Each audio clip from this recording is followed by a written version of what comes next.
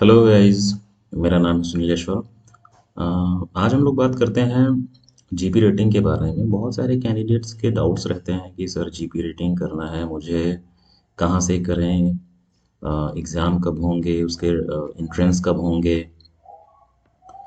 Fees कितनी लगेगी, institute कौन सा सेलेक्ट करें, मेडिकल क्या है, कैसे होगा, ट्रेनिंग पीरियड कितने टाइम है। तो उनके मन में बहुत सारे कन्फ्यूजन्स रहते हैं।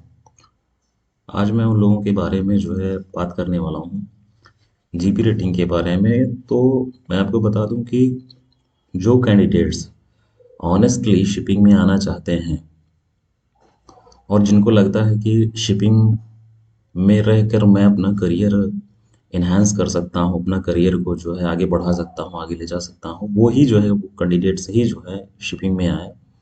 और अगर आप सोचते हैं कि शिपिंग जो है बहुत इजी है तो ऐसा मत सोचिए। शिपिंग जो है बहुत इजी नहीं है, बट अब ठीक है, आप आओगे, आप कर सकते हैं, कोई ऐसा बहुत नहीं है, बहुत बड़ी चीज़ें नहीं हैं। तो मेरा सबसे पहला जो चीज़ें हैं, अगर आप हाई स्कूल में हैं या हाई स्कूल कर चुके हैं तो प्रिपरेशन करना चालू कर दीजिए जीपी रेटिंग के लिए।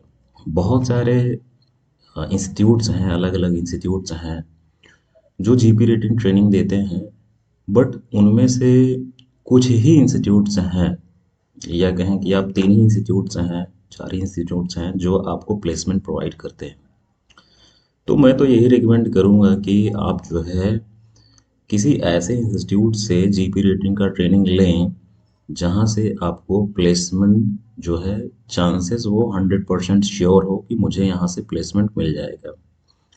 अदरवाइज मार्केट में बहुत सारे बच्चे जो है ट्रेनिंग करके यहाँ वहाँ घूम रहे हैं और जॉब के लिए अप्लाई करते हैं, लेकिन जो है उनको जॉब मिलता नहीं है।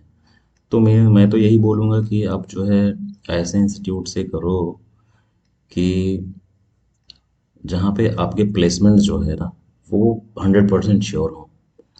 तो अगर आप मेंटली और फिजिकली प्रिपेयर हो गए हैं जीपी रेटिंग करने के लिए, तो मैं आपको बताता हूँ जीपी रेटिंग के बारे में कि क्या होता है, क्या करना है इसमें, कैसे अपना करियर बनाना है, कहाँ से करना है। ये सारी चीज़ें हम वन बाय वन डिस्कस कर लेते हैं, ठीक है। जीपी रेटिंग जैसा आप सभी को पता है कि GP rating general purpose rating है। जब आप 6 महीने की ट्रेनिंग करके जो है जहाज़ में आते हो, तो आपको फिर जहाज़ में अपना जनरल वर्क करना होता है, और वो भी इंजीनियर्स के सुपरविज़न में। इंजीनियर्स आपको बताएंगे क्या करना है, क्या नहीं करना है। तो जीपी रेटिंग करके आप जो है जहाज़ में आ सकते हो, और बीच में आपको एसटीसीडब्ल्यू भी करना होता है, वो भी हम लोग बात करेंगे। तो सबसे पहले हम लोग जो है क्वालिफिकेशंस की बात कर लेते हैं। देखो भाई, क्वालिफिकेशंस जो है वो 10th होना चाहिए आपका। 10th होना चाहिए, वो भी 40% से ज़्यादा होना चाहिए। आप मान के चलो कि आपके इंग्लिश में भी अच्छे मार्क्स होना चाहिए। कुल मिला के ये है कि आप पढ़ने में अगर अच्छे हो, आप जो है प्रिपरेशन करके आते हो, तो वो तो बेस्ट है, उसमें तो कुछ सोचना ही नहीं है। तो जो है क्वालिफिकेशन में अगर आप 10th हो, 12th हो, और आईटीआई है आपका, तो आईटीआई वेल्डर और फिटर का तो इसमें थोड़ा प्रेफरेंस मिलता है, ठीक है। और जैसे कि आईटीआई अगर आप करके आते हो तो आपको तुलानी वगैरह में तुलानी जो इंस्टीट्यूट्स है उसमें आपको प्रियोरिटी मिलती है, आप कर सकते हो, कोई दिक्कत नहीं है। मेडिकल की बात कर लेते हैं, तो मेडिकल में आप फिजिकली फिट होना चाहिए, आइज़ आपकी 6/6 होनी चाहिए, आपको कोई कलर ब्लाइंडनेस वगैरह नहीं होना चाहिए, मेडिकली आपको फिट होना चाहिए, ठीक है। कहीं कुछ कटे वटे नहीं होने चाहिए कि आपकी कोई उंगली कटी हुई हो या पैर कटा हुआ हो या कहीं कुछ। और ट्रेनिंग पीरियड की बात करते हैं हम लोग, तो ट्रेनिंग पीरियड जो है ना इसका 6 मंथ्स का है। तो ट्रेनिंग पीरियड जो है 6 मंथ से है। 2 बैचेस स्टार्ट होती हैं, एक जनवरी बैच से स्टार्ट होती हैं और एक जुलाई बैच स्टार्ट होता है। अभी जुलाई बैच जो है वो स्टार्ट होगा, और उसका जो फॉर्म्स है, फॉर्म वगैरह वो मार्च मार्च में ही आ जाता है। मार्च में ही आपको फॉर्म भरने पड़ते हैं, और उसके बाद फिर आपको एग्ज़ाम देने पड़ते हैं, ठीक है। और आफ्टर ट्रेनिंग आपको जो है देखो, ट्रेनिंग करने के बाद आप डेक साइड में भी जा सकते हो, इंजन साइड में जा सकते हो, जैसा कि मैंने यहाँ मेंशन किया हुआ है। डेक साइड में जाओगे तो आप ट्रेनिंग ओएस में जाओगे, इंजन साइड में जाओगे ट्रेनिंग वाइपर में जाओगे।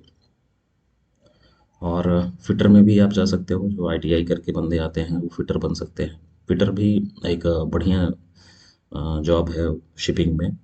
बट ये है कि इसमें जो है आपको ट्रेनिंग फिटर जाता है, आदमी फिर फिटर हो जाता है और वो फिटर ही रहता है जहाज पे। तो सैलरी उसकी बढ़ती रहती है समय समय पे, जैसे आप एक्सपीरियंस हो जाता है सैलरी आपकी बढ़ती रहती है, ऐसा कुछ इशू नहीं है, ठीक है। तो एज की बात कर लेते हैं, तो हम लोग जो है 17.5 साल से लेकर 25 साल तक का एज रहता है, इसमें लेते हैं। ट्रेनिंग एकेडमी की बात करते हैं, तो ट्रेनिंग एकेडमी भाई देखो, सबसे पहले मैंने जो बताया है कि आपको जो ऐसे इंस्टीट्यूट से आप करो ट्रेनिंग जहाँ पे आपको प्लेसमेंट जो है वो ज़्यादातर चांसेस हो, उनके जो है एग्ज़ाम्स क्वालिफाई करो, उनके एंट्रेंस क्वालिफाई करो जो है, एंड उसके बाद फिर जो है ज्वाइन करो। क्योंकि बहुत ज़्यादा बहुत ये तो बहुत ही इम्पोर्टेंट चीज़ें हैं कि हम ट्रेनिंग कहाँ से करते हैं और प्लेसमेंट हमको मिलता है कि नहीं मिलता है, ये बहुत ज़्यादा मैटर करता है। तो इसके लिए मैं आपको रिकमेंड करूँगा कि आप जो है ऐसे इंस्टीट्यूट से ही करो जहाँ पे आपको प्लेसमेंट के चांसेस ज़्यादा हों।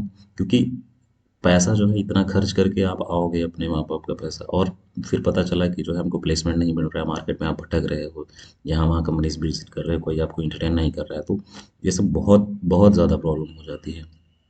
तो इस चीज़ का, स्पेशली इस चीज़ का ध्यान रखें कि हम जो है प्रिपरेशन करें, और प्रिपरेशन करने के बाद उनके एंट्रेंस क्वालिफाई करें और अच्छे इंस्टीट्यूट से ट्रेनिंग लें। फीस की बात कर लेते हैं, तो हम लोग टीएस रहमान का जो फीस है वो 2.4 लाख के आसपास है। ठीक है, कम ज़्यादा भी हो सकता है, बट अभी हमने जो चेक किया हुआ था, तो बात किया था, तो वो जो है 2.4 लाख। तो नूसी गोवा का 1.7 लाख और ग्रेट ईस्टर्न का 4.5 लाख, इसमें उनके जो है प्लेसमेंट चार्जेस वगैरह भी जो है वो इंक्लूड रहते हैं। ठीक है, तो प्लेसमेंट सबसे ज़्यादा इम्पोर्टेंट है, इसीलिए हम लोग रिकमेंड करते हैं कि टीएस रहमान से और नूसी गोवा और ग्रेट ईस्टर्न से ही कैंडिडेट जो है अपने सब में फॉर्म्स भरें, एंट्रेंस क्वालिफाई करें, फिर उसके बाद जो है वहाँ पे जाके एडमिशन लें, वो लोग बता देंगे बाकी की प्रोसीजर क्या है, वो लोग बता देंगे। प्लेसमेंट बहुत ज़्यादा इम्पोर्टेंट है, इसीलिए जो है, नहीं तो आपको फिर अभी मार्केट का क्या सीन है कि आपको 5 लाख के आसपास जो है प्लेसमेंट चार्जेस पे करने पड़ते हैं। मैं आपको बता दूं, मैं आपको अवेयर कर दूं, ये मेरी ड्यूटी है कि आप जो है अपने पेरेंट्स का पैसा जो है बर्बाद मत करो, सीधी सी बात है। और वेजेस जो है आपको एज अ ट्रेनिंग में आपको वेजेस जो है मिलेंगे 350 यूएसडी से लेके 500 यूएसडी, बट वो डिपेंड करता है कि आप किस कंपनी में हो, कौन से जहाज पे हो, ये बहुत ज़्यादा मैटर करता है। तो यहाँ पे मैंने लिखा हुआ है कि 350 से लेके 500 यूएसडी मिलेगा, मतलब मिलेगा ऐसा नहीं है। बहुत सारे कैंडिडेट्स ने ऑफशोर से स्टार्ट किया है अपना करियर, तो उनके जो वेजेस मिले हुए हैं वो 5,000 भी मिला है, 10,000 भी मिला है, 15,000 भी मिला हुआ है। तो ये भी आप मान के चलो कि अगर मार्केट में आपको नौकरी नहीं मिलेगा, जॉब नहीं मिलेगा, तो वेजेस जो है बहुत कम हो सकते हैं, ये चीज़ मान के चलो। और पैसा भी बहुत ज़्यादा लगता है, इसलिए मैं आपको अभी से ही बता रहा हूँ। प्रमोशन की बात करते हैं, तो जब आप जो है 6-7 महीने या 9 महीने आपने जो है जहाज पे काम किया ट्रेनिंग ओएस में, तो डेक साइड से, हाँ, ट्रेनिंग ओएस में आपने काम किया, उसके बाद फिर आप जो है ओएस बनोगे आगे चल के, जैसे जैसे आपके वॉच कीपिंग वगैरह आते जाएंगे, फिर ए बी बनोगे, बोसन बनोगे। उसके बाद फिर कहीं जाके 4-5 साल बाद ऑफिसर्स के लिए सोचना। इंजन डिपार्टमेंट की बात करूँ तो पहले वो बंदा जो है ट्रेनिंग वाइपर में जाता है, ट्रेनिंग वाइपर में जाने के बाद फिर वो 6 महीने का उसको सी सर्विस चाहिए होता है, वॉच कीपिंग वगैरह इशू हो जाता है, उसके बाद फिर वो जो है वाइपर ज्वाइन कर लेता है। उसके बाद जो है फिर वाइपर कुछ टाइम वाइपर में काम करने के बाद फिर वो जो है मोटरमैन बन जाता है, मोटरमैन या ऑयलर या मैकेनिक जो भी कहते हैं। और फिटर के लिए मैंने बताया हुआ था कि फिटर ट्रेनी फिटर में जाएगा, कुछ टाइम एक्सपीरियंस लेने के बाद फिर जो है वो जो है एज अ फिटर हो जाता है जहाज में। तो और एज अ फिटर मतलब एज अ फिटर ही रहता है वो, जब तक वो काम करना चाहे। इसमें जो है उसको और कहीं स्विच करना चाहे तो वो कर सकता है, मोटरमैन बन सकता है। बट बहुत लोग जो है प्रेफर करते हैं कि वो फिटर ही, क्योंकि उनको जब काम पता हो जाता है, इंटरेस्ट आने लगता है वो सब चीज़ों के, तो वो अपना उसी काम में लगे रहते हैं। तो ये सारी चीज़ें हो गई धीरे धीरे। और इंटरव्यूज़ की बात कर लेते हैं, तो देखो सीधी सी बात है कि जब आप जाओगे ट्रेनिंग एकेडमीज़ में, आपने एंट्रेंस क्वालिफ़ाई किया, रिटन क्वालिफ़ाई किया, तो आपको इंटरव्यूज़ वहाँ पे देने पड़ेंगे, ठीक है? इंटरव्यूज़ बहुत मैटर करता है, हर जगह मैटर करता है, और आपका कम्युनिकेशन स्किल वो लोग चेक करते हैं कि आप कितने कैपेबल हैं, कितने आपकी अच्छी कम्युनिकेशन स्किल है, आप किस तरीके से जो है हैंडल कर सकते हैं। यहाँ तक कि इंग्लिश जो है वो बहुत मैटर करता है, बहुत बड़ा फैक्टर है। तो कोशिश करें कि इंग्लिश में कम्युनिकेशन, लिखना, पढ़ना और बोलना एटलीस्ट इतना तो आना चाहिए। बहुत सारे 10th के कैंडिडेट्स हैं, मैंने उनसे मिला हुआ था, तो वो लोग बोल रहे थे कि सर कम्युनिकेशन हमारा हो नहीं पा रहा है। हम इंग्लिश लिख लेते हैं, समझ लेते हैं, और बोलने में हमको जो है दिक्कत होती है। मैं मैं आपको रिकमेंड करूँगा कि आप जो है चाहे तो आप ट्रेनिंग एकेडमी कोई ज्वाइन कर लीजिए या कुछ भी, बट थोड़ा सा अपने आप को प्रिपेयर रखिए। आपको प्रिपेयर रहना ही पड़ेगा।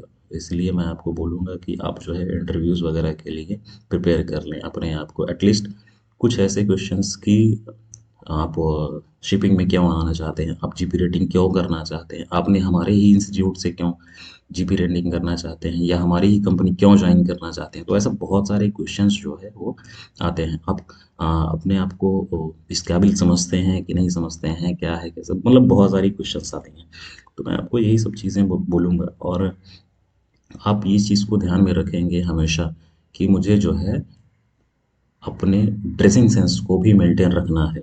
आपके हेयर स्टाइल, आपका ड्रेसिंग सेंस, ये भी बहुत मैटर करते हैं। सो अभी हम लोग बात करेंगे अगले टॉपिक में, अगले वीडियोस में। Thank you very much.